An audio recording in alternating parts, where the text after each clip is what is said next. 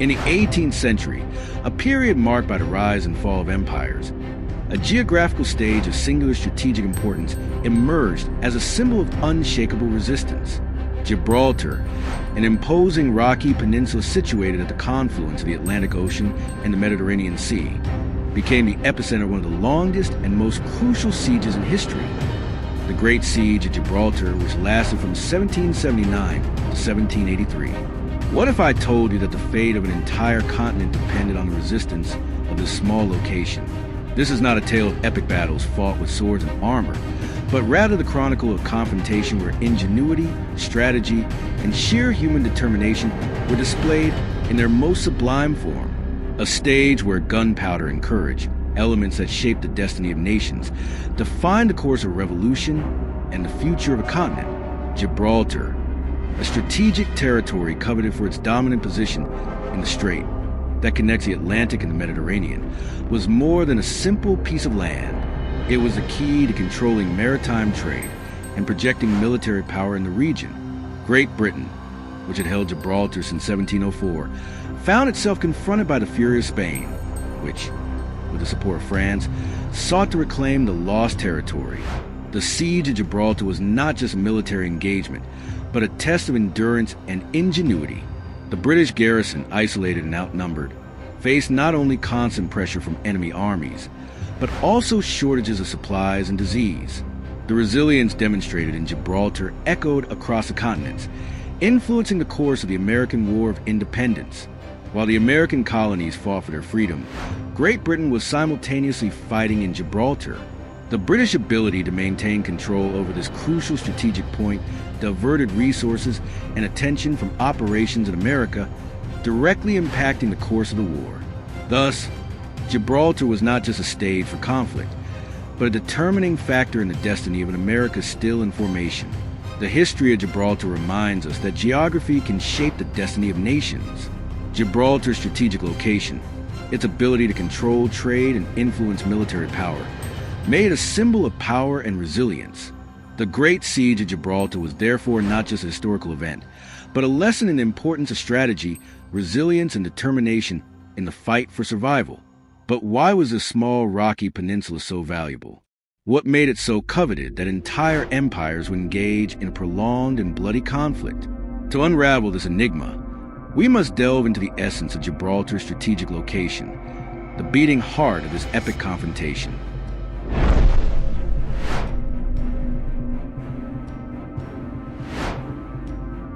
Gibraltar, more than a simple rock formation, was the key to maritime dominance in the 18th century.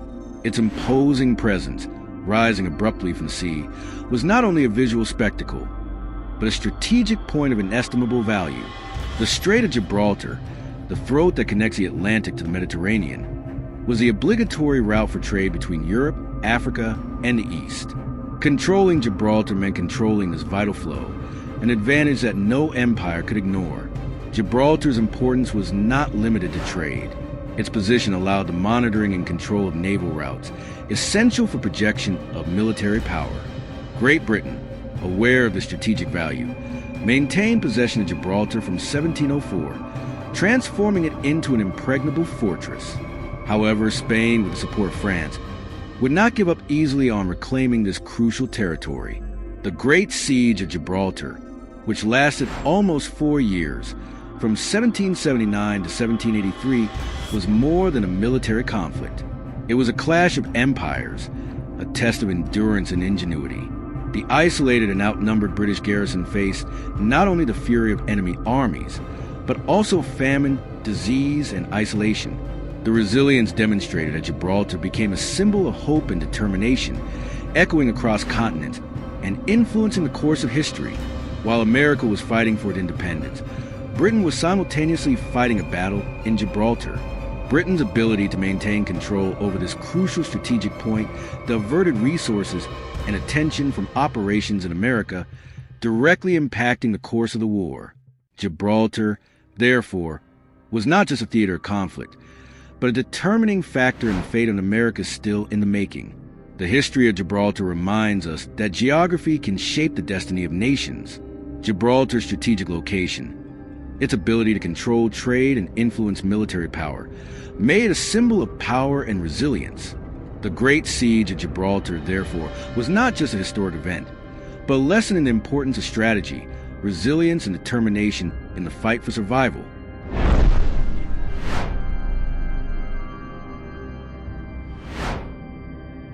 June 1779.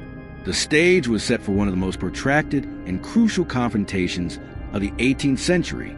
Spain, driven by a burning desire to reclaim Gibraltar, a territory considered rightfully its own, joined forces with its strategic ally France. Together, these two European powers formed an iron ring around the peninsula, beginning the Great Siege of Gibraltar. In the heart of the fortress, Governor George Augustus Eliott, a meticulous military leader of unwavering stamina, prepared for the clash. Aware of Gibraltar's strategic importance, Eliott had transformed the rock into an impenetrable bastion.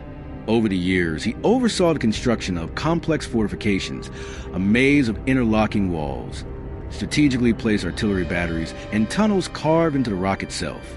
Every inch of the ground was fortified, creating a formidable defense that defied any conventional attack. The besiegers' initial strategy was simple, but brutal: starvation. They believed that by completely isolating Gibraltar, they could force the British garrison to surrender. However, Eliott, a man who understood the importance of initiative, was not willing to wait passively. He knew that the best defense was an attack. With surgical precision, Eliott launched a series of preemptive strikes. The Heavens Battery, a masterpiece of military engineering, and the Green's Lodge, a strategically positioned artillery emplacement, rained down fire on the Spanish and French positions. The British artillery, operated with precision and efficiency, inflicted significant casualties on besiegers, disrupting their supply lines and destabilizing their operations.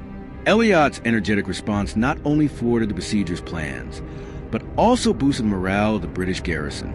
The soldiers, inspired by the leadership of their governor, were determined to defend every inch of the rock. The siege had begun, and the battle for Gibraltar was only just beginning.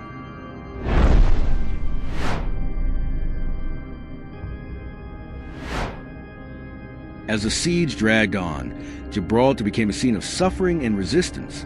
The besiegers' strategy of starvation began to take its toll. Shortages of food and basic supplies were eroding the morale of the British garrison. The streets of the fortress, once bustling with life, now echoed with the cries of the hungry and sick. Scurvy, a relentless disease caused by a lack of vitamin C, was ravaging the defenders, weakening their bodies and sapping their resolve. Yet, amid the despair, a glimmer of hope appeared on the horizon. News of the approach of the relief fleet led by Admiral George Bridges Rodney spread like wildfire, reigniting the flame of resistance. Rodney's fleet, after an arduous journey, engaged the Spanish squadron in the legendary Battle of the Moonlight. In a daring maneuver, the British ships, illuminated by the moonlight, struck a devastating blow to their enemies, opening the way for Gibraltar to be resupplied. The arrival of Rodney's fleet brought temporary relief, but the situation remained precarious. The Spanish, determined not to give up, adapted their tactics. Realizing the vulnerability of British supply ships, they introduced a new weapon, the gunboat. These agile, heavily armed vessels, capable of maneuvering in shallow waters, harassed the defenders day and night. The Spanish gunboats, operating under cover of darkness, launched rapid and accurate attacks, causing significant damage to the British ships and making it difficult to resupply the fortress. The British garrison, already weakened by hunger and disease, now faced a new challenge: the constant threat of the gunboats. The siege of Gibraltar became a battle of attrition, where resilience and ingenuity were as important as military strength. Each day, the defenders faced hunger, disease, and the relentless attacks of the besiegers. Hope, although faint, remained alive, fueled by the determination to resist until the end.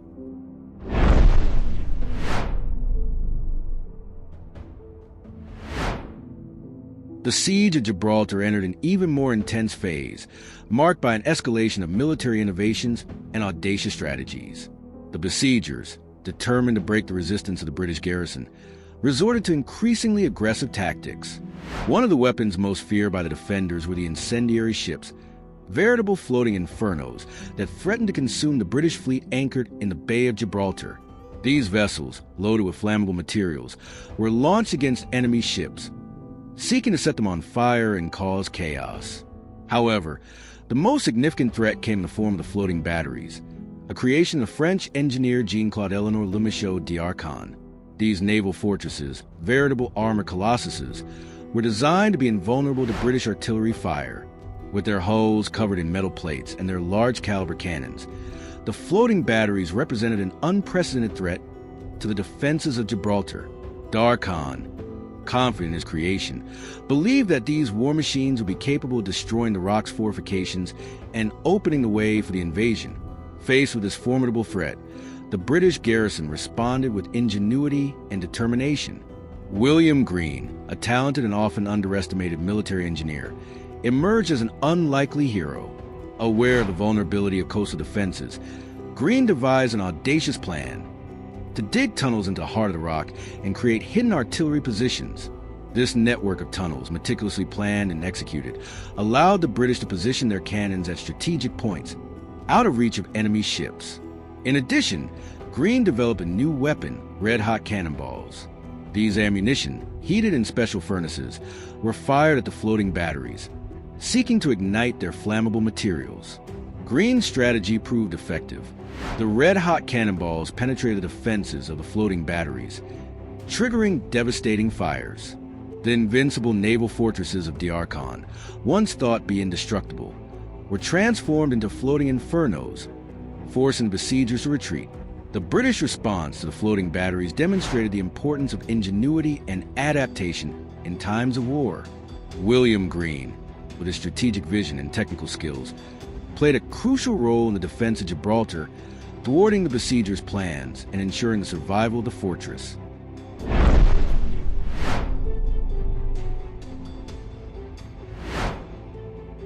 September 1782 marked the climax of the siege of Gibraltar, with the besiegers launching a massive assault, a spectacle of military might that captured the attention of all Europe. Spain and France, determined to conquer the fortress, mobilized a colossal army and a formidable fleet. The objective was simple but ambitious: to break down Gibraltar's defenses and take the rock once and for all. The assault began with a relentless bombardment, a storm of fire and steel that battered the fortress. The Spanish and French cannons, firing in unison, sought to destroy the British fortifications and clear a path for the infantry. d'Arcon's floating batteries, now refurbished and reinforced, played a crucial role in the attack, raining a hail of shells down on the coast of Gibraltar. However, Eliott's defenders, hardened by years of siege, were undaunted. They responded to the attack with a determination steadfast, using their own weapons and tactics to repel the besiegers. The red-hot cannonballs developed by William Greene wreaked havoc on the floating batteries, setting them ablaze and forcing them to retreat. The British guns, positioned at strategic points, decimated the enemy ranks, frustrating their attempt to land. Despite the intensity of the attack, the Rock of Gibraltar held. The fortifications, meticulously built and maintained, proved an insurmountable obstacle for besiegers. The defenders, fighting with bravery and ingenuity, repelled each attack, inflicting heavy losses on the enemy. Just when the situation seemed most critical, Lord Howe's fleet appeared on the horizon, bringing vital supplies and reinforcements to the British garrison. Defying a storm-torn naval blockade, Howe managed to deliver the Imperial lifeline, resupplying Gibraltar and rekindling the defenders' hopes. With the arrival of reinforcements and supplies, the British garrison gained new life. The besiegers, frustrated and demoralized, realized that the capture of Gibraltar was an impossible task. The siege, which had lasted almost 4 years, finally came to an end. Gibraltar, the Rock of Defiance, had prevailed, a symbol of resistance and determination that echoed throughout Europe.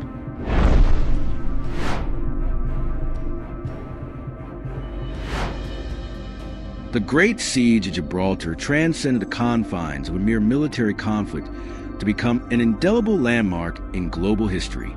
The Herculean resistance of the British garrison, led by Governor George Augustus Eliott, epitomized human resilience in the face of extreme adversity.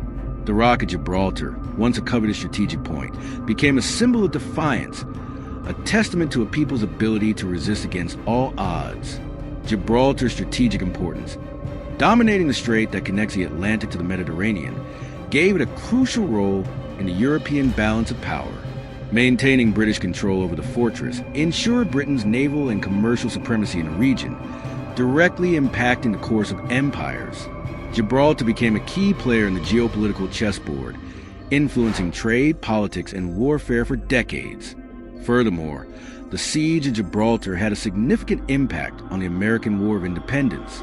The British ability to hold the fortress, diverting resources and attention from operations in America, contributed to the success of the American colonists in their fight for freedom. The resilience demonstrated at Gibraltar therefore echoed across the continents, influencing the fate of a nascent nation.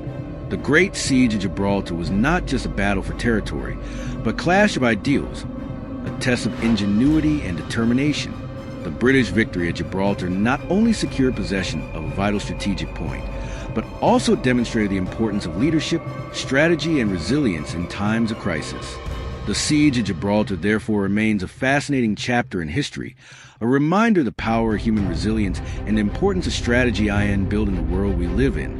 What did you think of this story of bravery and strategy? What lessons do you learn from the Great Siege of Gibraltar? Leave a comment below and share your thoughts. Also, if you know someone who is interested in history and military strategy, be sure to share this video. Together, we can keep the memory of this pivotal event alive and learn from the past to build a better future.